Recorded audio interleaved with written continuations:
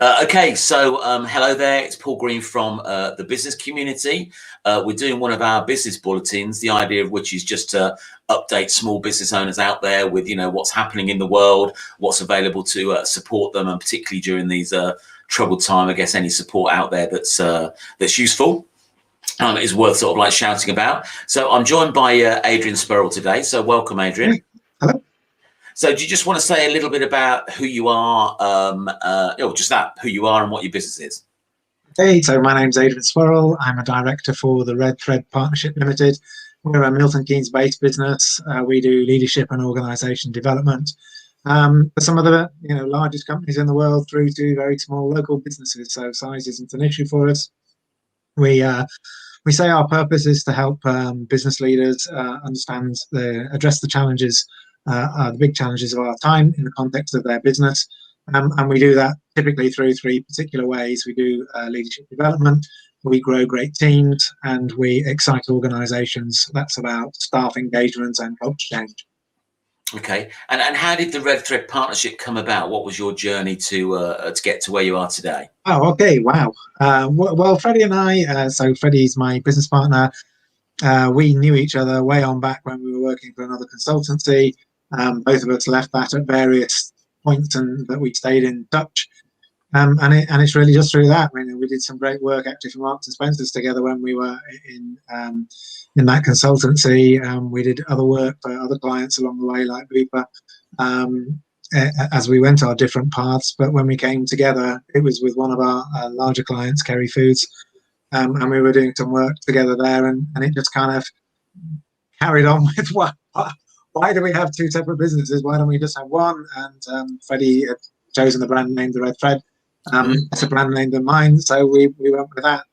And the Red Thread is all about, there's lots of things. So Freddie's French, and when you talk about strategy, in England we often say, what's a golden thread running through it? But in France they say, what's the red thread running through it? So it's about strategic themes. But also we found that there's a Chinese proverb to do with it about when two people meet, there's a connection made between them that will stretch through time and space, a red thread that connects the two together, and they'll meet again at some point in the future. So kind of like that as well. So it's all about making connections. Okay, excellent. So you said you work with large businesses and also small businesses as well. And I got introduced to you by a lady called Janthia, who's waving the flag out there for you for the Red Thread Fellowship Program. That's a little bit of a tongue twister. So do you want to say a little bit about what that is, and who it's aimed at, and how people get access to it? Yeah, absolutely. So the fellowship is something Freddie and I started just over 5 years ago now, and it's something that's very close to our hearts for lots and lots of reasons. What it is a year-long leadership development program. So as I said, earlier on, this is what we do commercially, and we're very good at it. But what we noticed is that in some communities, people end up marginalized, or they end up disenfranchised. I don't know how it is now, but certainly there was a time a few years back when you walked through Milton Keynes and you couldn't go through an underpass for a tent and somebody living there. The homeless situation had got so bad. And we wanted to kind of find a way of bringing communities together and making sure that people didn't get missed or left out or pushed to the edges of their community. So what we do is we run this leadership development program, as I said, for a year, and we don't charge people cash for it. And what we do is we charge them time. And what we do is we say, if you're going to come on the program, you have to commit 1 hour a week of your time to help a charity in your community become more sustainable for the long term. Now, that does lots of things. For a start off, it gives some great support for charities. We've had some amazing people on the program, and they've created websites, they've reviewed contracts, they've installed new CRM systems, all sorts of amazing things that they've done for their charities, as well as just raise money for them. But for the person who comes on the program, working with a charity is often a very different experience. For start off, it's not your business, it's someone else's. You're stepping into a consultant role. It's a not-for-profit compared with a for-profit. You're dealing with volunteers rather than not. So it's also a huge learning process in terms of what leadership can look like and what leadership in different organisations looks like. So as well as it starting to help the charities in your community, it's a great learning experience. And what we also find is that a lot of our fellows, as we call people who've been through the programme, they stay on with their charities. They do another year, they become a trustee, they become chair of trustees. We've got a number of chairs and vice chairs dotted around. Because, businesses are great and they give money to charities. And please, please, please, if you're a business that gives money to charity, carry on doing it. But sometimes that allows you to be comfortable and it allows you to be a bit further away from the problem. It salves your conscience. And, if we're really going to have inclusive and caring communities, business people need to recognise that businesses aren't separate from the communities where they're based, where their people live and work. And it helps really just close the circle of getting businesses really deeply embedded in their community and some of the charitable activities in their community that make it a really nice place to be and a caring place for those who are down on their luck or having a difficult time. So that's the concept. For small businesses, what we say is it's often the case with the small businesses that you'll have started off your business, it'll have grown, you've maybe got, 10, 40, 50, 100 people working for you maybe. But the chances are you've probably never done any formal leadership development because you've just been too busy getting your business up and going and running. It's a full-time job doing that. And so here's an opportunity to learn in a very different way, to do some good for your community, to give yourself a time out to just think about what you're doing and to get some support and help. And one of the things we really, really like is that we try to only take one person from a business. So we'll have up to 12 people on the program at any one time. And all of a sudden, you as a business leader will then find yourself in a group of within 11 other people who are in different but not dissimilar situations. They're running their businesses and they have no agenda. They're non-competitive.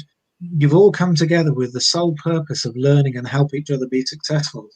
And you can spend time talking to these people, swapping experience, picking each other's brains. And it's very, very rare that you get that kind of opportunity to work with some of your peers in that particular kind of way. So it's another part of what makes it, a really valuable learning experience and what makes it so brilliant for the people that come on it. Anyway, I've been ranting for long, so if you've got any questions on all of that, otherwise I can carry on going for a long time. So it sounds like a byproduct of the training is actually you're almost like setting up a little mastermind group of those 12 delegates that are on it.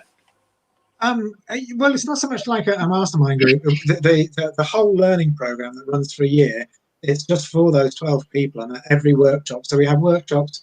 At the moment, we're doing them virtually, so it's one a month virtually because we make them just for 2.5 hours. But when we get back to being able to meet face to face and in person, they'll go back to being a whole day. And so those conversations, those masterminds, as you call them, mastermind groups, they happen on those days anyway. And we do the learning bit. And we talk about what's going on with charity, and it's just an opportunity to just talk about how to lead, manage, run organisations over a year. That has a big impact on the people that come. It has a big impact on the charity and hence your community. And you take all that learning back into your business, and it has a big impact on the business as well. So, it's a real win-win process that we put people through. And within a business, within a small business, who's it typically aimed at? Who's an ideal sort of person to come on the workshop? Depends on the size of the business. So we've had business owners come on it. So the person, it's your business, you run it. We've had second generation business owners. So, the parent is still there, still running it. You're second generation. You're maybe going to be taking it over in 2 or 3 years' time. You're starting to find your feet, maybe a bit of tension between you and the parent. So we've had some second generation people come on. Again, with small businesses, you might just be on the board. If you're a size where you've got a board of 4 to 6 people, you might just be one of those people. Or when we go and work with particularly professional firms, some of whom are they're a decent sized business, We'll work at people who aren't partner but want to become partner, so directors or associate partners, whatever the business calls them, because it's a really useful way of getting them to just really build up their leadership skill ready for that step up. So it just springboards them into those partner positions. So again, that's another, if you're that size that you've got some good people who are just below partner level, then they're good to come on the program too. Okay, and what sort of geographic location are you aiming at? Okay, so the one in Milton Keynes is for Milton Keynes. So we're pretty generous when we say for Milton Keynes. So we say live or work within 50 miles of Milton Keynes, which is quite a big radius, but it is really centred on about the Milton Keynes and the community in Milton Keynes. We do run one for the University of Northampton in Northampton, and we run one again up in Oxford and Cambridge, where we've run them previously, but we're going to get Milton Keynes going again first this year. Obviously, they all took a bit of a stutter last year with a pandemic kicking off, but we finished the programs off, and in fact, Milton Keynes 4 last year, they did really, really well. I mean, they raised between 12 and £7,700 for their charities, as well as putting in some great projects for people. So it'll be Milton Keynes, 50 miles from Milton Keynes, get Milton Keynes up and going, and we'll look to Oxford and Cambridge then as well. Okay, and I noticed that the course is ILM endorsed. So what does that mean to people, the fact that you've got that recognition? Well, it's not a formal qualification, that's the first thing to say. So you're not going to come out with an ILM level 5 in leadership and management. But we wanted people to know that actually this is a great program. It is high quality. I mean, obviously, it's what we do commercially. But so we went to ILM and they said, okay, so what we can do is we can certify that it's a bona fide, a quality program. So that's what they've done. So unfortunately, that bit costs a little bit extra. But if you do come on the program and you want the ILM certificates, you can pay a small amount of money, and at the end of the 12 months, provided you come to the workshops and do the work, you'll come out with a certificate from the ILM saying you've attended a certified program. Okay, excellent. And what's the application process, Adrian, if someone's interested in applying?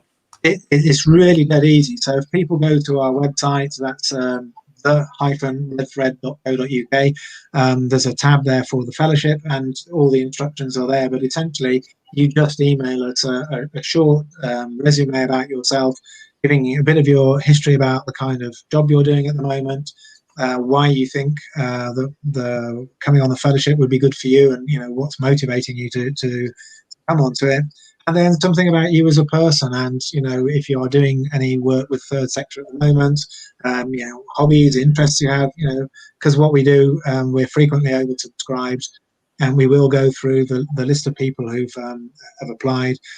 We often give them a quick ring and have a chat to them as well, and then we try and get a really good mix of people. So very different sectors, different ages, different experiences, so that it's a really rich group of people that come together.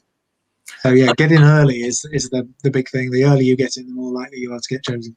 Absolutely. And so in terms of the charities or organisations that the persons on the course work with, that's entirely up to them, is it? If they're already working with someone, it can apply to them, or if they're entirely new to working with that sort of sector, you could support them in choosing a charity, could you? How would that work? Okay, well, the charity bit works quite is part of the learning. Needless to say, everything's part of the learning. So what we do is we actually go out and source the charities. If you are already working with somebody, we will of course look at that and look about giving you that option. But what we normally do is we will go to a number of local charities. So we're reaching out at the moment to people, both people we've supported previously who want to go again, and people we've never supported. And we ask them to, if they're up for the challenge. And it's quite important to check with the charity first, because if you're a small charity and you've been set up by a number of people, then the people who set up and run charities, they pour heart and soul into those organisations, and having someone come in and say, "Why do you do that?" can sometimes be quite uncomfortable. So we do just check that they're okay for a bit of challenge from our fellows, and also.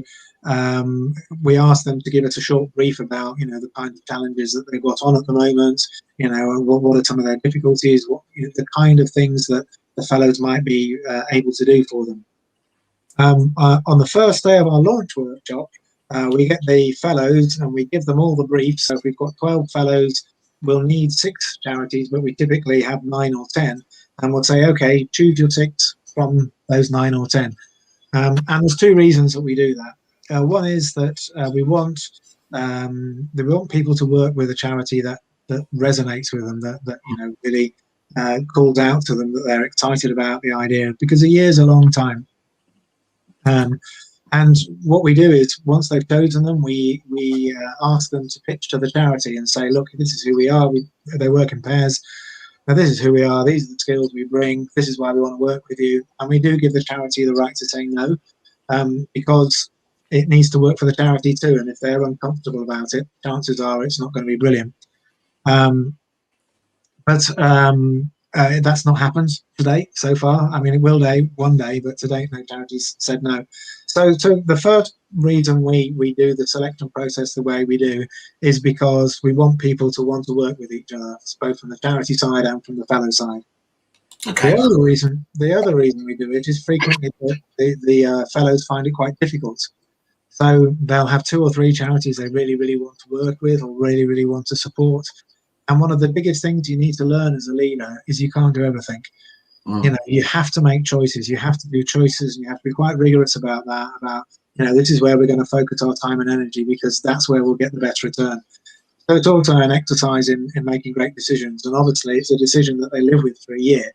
So we can go back at various points in the year and say, that decision you made, how's it turning out now? And what do you know now, and how might you make that decision differently? And again, it's not often you get an opportunity. Lots of organisations say they do project reviews, but most of them tend to forget to do that. So it just gives the learners an opportunity to go back and revisit that decision and really check that they did a good decision and how's it working for them. Absolutely. And how many people have passed through the fellowship so far, Adrian? Oh, but you've got to ask me that question, and I haven't got numbers. I think we've had about 60 people so far. Okay. We've raised over £50,000. We've worked with a whole bunch of different organisations and about 30 charities. So our cohort's growing slowly but surely, and we're looking forward to our 100th fellow at some point soon. But yeah, it's just our little way of saying, actually, business doesn't have to be ruthless. Business can be competitive by all means, but it's also about recognising you're part of a community, and that community needs to be inclusive and caring for your good and for the good of everybody in that community. It just ripples out. It makes it a nicer place. It reduces crime. It just takes the dissatisfaction and marginalisation out of that community. The more inclusive and caring we can become. Okay. And how is the whole project funded? Are the sponsors for this this year course? Yeah, it's been mostly run off just by Freddie and I doing it. So all of the tutors that work on the program, so when we run out in Oxford, Cambridge and elsewhere, they give their time for free. So everybody gives their time for free. When we have physical workshops, and we often would get venues given to us for free. So we've had fantastic support from people like Parks Trust and Freeths, who allow us office space where we can just go hold the workshops. But we do have costs. So, everybody comes on the program. Well, there we go. There's the camera. Gets one of these. It's a workbook. It's quite a substantial piece. And they cost money to print. So we've been very fortunate to be sponsored by Freeths for some time. They've been helping us with that. But also hugely, hugely thankful to the University of Northampton, who gave us a sponsorship deal for 2 years. We're just in the second half of the second year with that. And they've been absolutely brilliant with the support that they've given us. We've run in-house programs for their staff as well. And that's made a really big difference for us over the last couple of years. We are about to run out of that. So if anybody does want to sponsor the program, then please do let us. The OU did give us a small sponsorship as well at one point. So various people have helped. And, if you do sponsor, we will get you on the banners and materials. And obviously we will tell people about it as we go around. So if anybody's watching who wants to sponsor the program, then please, we'd be very, very grateful. Our costs aren't huge, but they're awesome. Yeah, sure. And when's the next intake, Adrian? When's the next workshop start? The next course Okay, start? we are currently open at the moment. We're waiting for people to get in touch with us. So we've had a couple of applications, so they are starting. So please get in touch soon. And our hope is that we'll start that just after Easter. We're just kind of hesitating on the timing because, you know, touch and go. We might be back to meeting properly after Easter. We might not. Who knows? And also our start date tends to slightly depend on the people, because we obviously want a date when everybody can turn up. So we try and organise it for everybody to be free. So yes, please get in touch. Sooner the better, and then then we can get going just after Easter. And is it one session a year, one workshop a year, or how do you do that? We run one cohort a year. So for Milton Keynes, we will run it once. There will be 12 people on that. We have a 2-day launch workshop where we start off, and then when we're meeting face to face, we meet every other month for a 1-day workshop, and each of those workshop days is themed around a particular aspect of leadership. And right at the very end, we have a celebration and just recognise, you know, what you've done, the difference that you've made, and we invite the charities in, and that's a really special occasion. And just look at and give people their graduation certificates for completing their year. So yeah, it runs for a year. Workshops every other month. The first one is 2-day one, and then 1 day every 2 months until we get to the end of the year. Super. I mean, it's an excellent initiative, Adrian. It must have a massive impact on those charities that you work with, and I think it's a great way of bringing, you know, the business and community together, isn't it? By doing something like that, as you said earlier, it's a win-win situation, I think. Yeah, absolutely. I mean, you know, it's we work with MK Snap, we've worked with Spine Association, we've worked with Hazard Alley, all sorts of people, and they all have very different challenges. They're all very different sizes, but you know, certainly the pandemic last year, there was a lot of a short-term release of funds, but generally funding for charities went down last year. The public have been amazing and stepped up and supported, so there's been quite a lot of virtual events raising money for charities, but they're going to find it really hard this year because some of the money that got given in by way of emergency funding last year is actually coming from this year, and so some of those grant givers will be seeking to rebalance things a bit. So yeah, and I mean, charities play an enormously important role in our communities, and again, the pandemic has highlighted exactly how important they are. Perhaps too important, some might argue, but that's a whole other debate. But you know, times are hard. People need support, and our humanity demands it of us that we do try and help people out in whatever way and through whatever means, so that support's there. Because you know, for many of us, actually, the distance between being at home and feeling comfortable and being on the streets wondering what the hell hit us is about 3 months not being paid. And that's quite a frightening thought for a lot of people, and to know that there are people out there who care and will support you in those circumstances, it's good to know. So it's a great opportunity to learn, to help the charities, to help them make the difference, to make our communities better. You know, it's just positive all the way around. No, absolutely. Well, I think we might as well, unless anything else you wanted to add, Adrian. I think we've pretty much covered it. Sounds like a great initiative. So if we can help you get to the next dirty dozen, sorry, my words, not yours. A nice number to have, and it's great that they're going to be putting all that effort back into the charities. So I think, as you said, it's the-redthread.co.uk, and then follow the link to the Red Thread Fellowship course. So thank you very much for your time today, Adrian. Well, thank you.